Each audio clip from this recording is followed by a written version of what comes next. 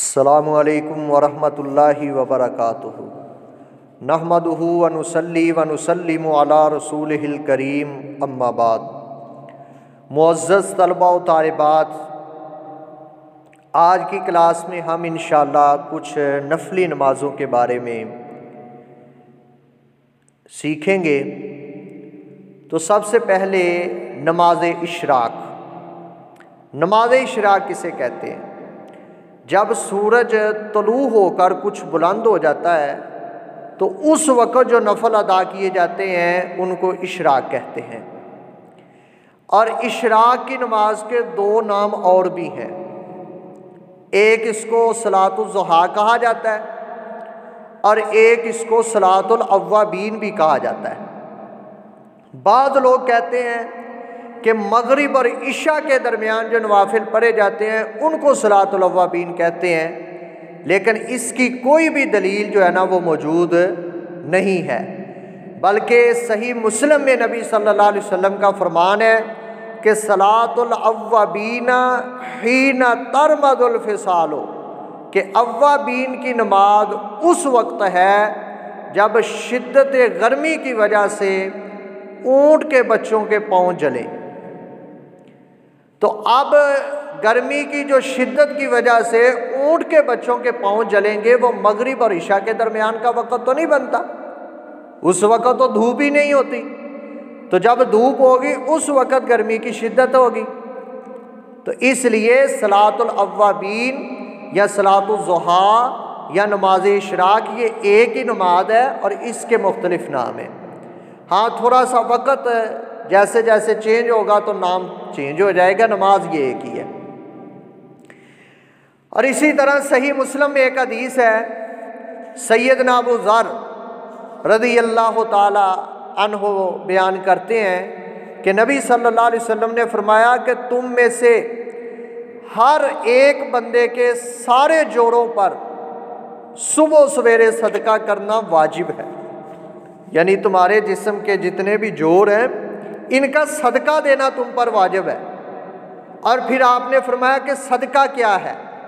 فرمایا ہر تسبیح صدقہ ہے، ہر تحمید یعنی الحمدللہ کہنا، اللہ کی تعریف کرنا یہ بھی صدقہ ہے، پھر لا الہ الا اللہ پڑھنا یہ بھی صدقہ ہے، اللہ اکبر کہنا یہ بھی صدقہ ہے، پھر اچھی بات کا حکم دینا یہ بھی صدقہ ہے، بری بات سے لوگوں کو روکنا یہ بھی صدقہ ہے، اور آخر میں اللہ کے رسول فرماتے ہیں ان سب چیزوں سے صلاۃ الضحیٰ کی 2 رکعتیں کفایت کرتی ہیں، یعنی 2 رکعتیں پڑھ لو تو آپ کے تمام جوڑوں کی طرف سے جو ہے نا وہ صدقہ ہو جائے گا۔ اب یہ جو اشراق کی نماز ہے یا اوابین یا چاشت، اس کی رکعتیں کتنی ہیں؟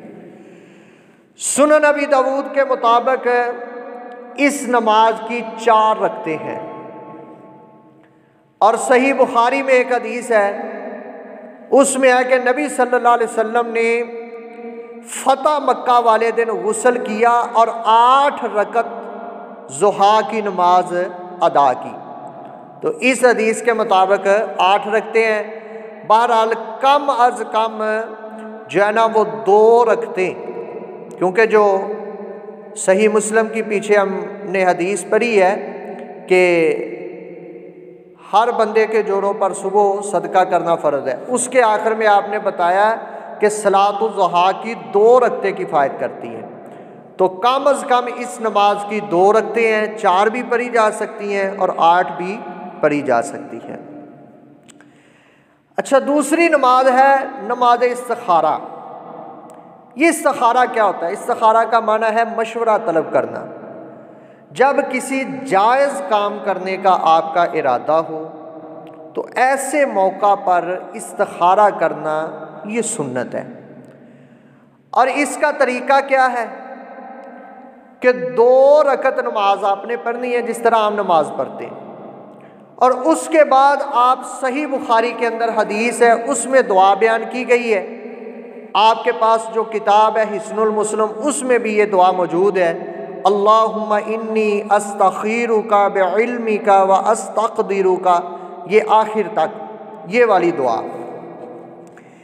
اس دعا کو آپ نے 2 رکعت نفل پڑھنے کے بعد یہ دعا پڑھنی ہے، اور یہاں پر اس دعا میں یہ لفظ آتے ہیں ان ھذا الامر، وہاں پر اگر تو آپ کو عربی آتی ہے، آپ عربی جانتے ہیں، تو عربی میں اس کاروبار کا یا جس حوالے سے آپ استخارہ کر رہے ہیں اس کا نام لے لیں، اور اگر آپ کو عربی نہیں آتی تو جب آپ ھذا الامر کے لفظ پڑھیں تو آپ کے ذہن کے اندر وہ کام آ جائے، تو انشاءاللہ اللہ تعالیٰ آپ کے سینوں کے راز بھی جانتا ہے، تو جب آپ کے ذہن میں بات آ جائے گی تو رب ہمارا جانتا ہے کہ یہ بندہ کس لیے استخارہ کر رہا ہے،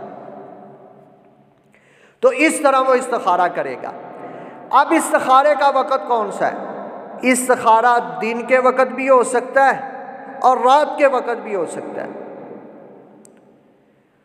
لیکن ہمارے اس دور میں، ہمارے اس معاشرے میں بعض لوگوں نے استخارے کو ایک کاروبار کی شکل دے دی،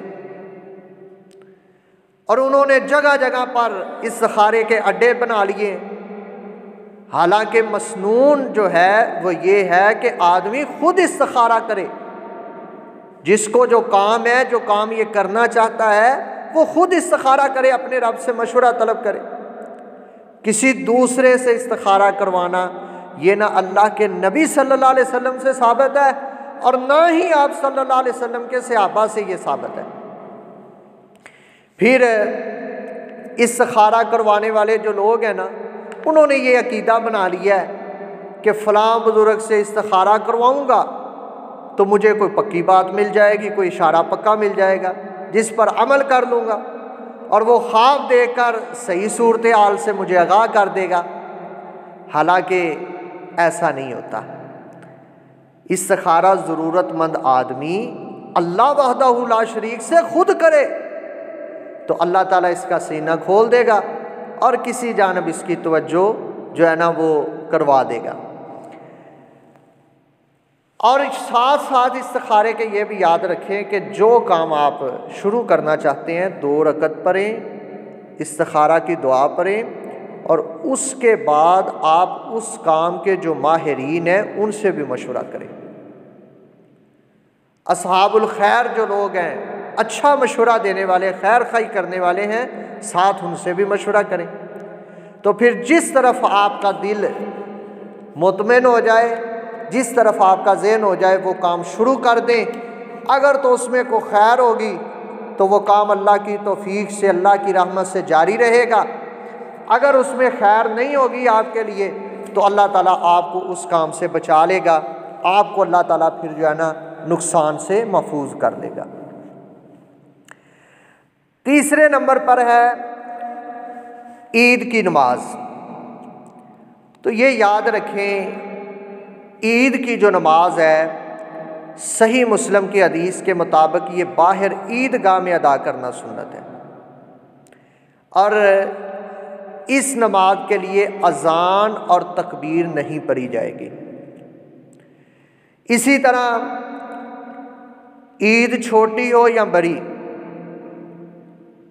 نماز عید کے بعد ایک خطبہ ہوتا ہے جس میں امام اللہ تعالیٰ سے ڈرنے، تقوی اختیار کرنے، نبی صلی اللہ علیہ وسلم کی اطاعت کی ترغیب دیتا ہے، اور پھر وعظ و نصیحت بھی کرتا ہے، عورتوں کو صدقہ و خیرات وغیرہ اس قسم کے امور اور جہنم سے بچنے کی ترغیب دیتا ہے۔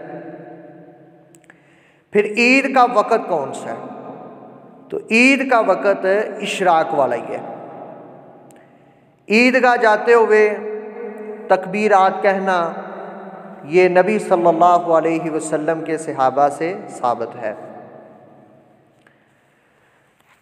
اسی طرح عید کی نماز کا طریقہ یہ ہے کہ وضو کر کے قبلہ رخ کھڑے ہو جائیں اور 2 رکعت نماز عید کی نیت آپ نے دل میں کر لینی ہے، پھر اللہ اکبر کہہ کے رفع الیدین کرتے ہوئے آپ نے اپنے دونوں ہاتھ سینے پر باندھ لینے ہیں جس طرح عام نماز میں باندھتے ہیں۔ اسی طرح جس طرح عام نماز ادا کرنی ویسے یہ عید کی نماز پڑھی جائے گی، چھوٹی عید ہو یا بڑی عید ہو۔ فرق صرف اس میں یہ ہے کہ اس نماز میں 12 تکبیریں زائد ہوتی ہیں۔ پہلی رکعت میں قرات سے پہلے یعنی سورہ فاتحہ پڑھنے سے پہلے آپ 7 تکبیریں کہیں گے، اور دوسری رکعت میں قرات سے پہلے یعنی سورہ فاتحہ کو پڑھنے سے پہلے 5 تکبیریں کہیں گے۔ چھوٹی عید میں بھی 5 دوسری رکعت میں، اور پہلی رکعت میں 7، اور اسی طرح بڑی عید میں بھی 7 تکبیریں پہلی رکعت میں اور 5 دوسری میں قرات کرنے سے پہلے۔ اور پھر نماز کی تکبیرات کے ساتھ رفع الیدین کرنا، یہ صحیح حدیث سے ثابت ہے۔ عبداللہ بن عمر رضی اللہ تعالی عنہما فرماتے ہیں کہ نبی صلی اللہ علیہ وسلم ہر تکبیر میں ہاتھ اٹھاتے جو رکوع سے پہلے کہتے۔ یہ سنن ابی داؤد کی حدیث ہے۔ اسی طرح نماز عیدین میں چونکہ تکبیرات رکوع سے پہلے ہوتی ہیں، اس لیے ان میں رفع الیدین کرنا بھی درست ہوا۔ تو یہ نماز عید کا طریقہ ہے۔ 3 نمازوں کے آج ہم نے طریقے سیکھے ہیں، نماز اشراق، نماز استخارہ اور نماز عیدین۔ اللہ تعالی ہمیں سنت کے مطابق یہ نمازیں پڑھنے کی توفیق عطا فرمائے۔ وما علینا الا البلاغ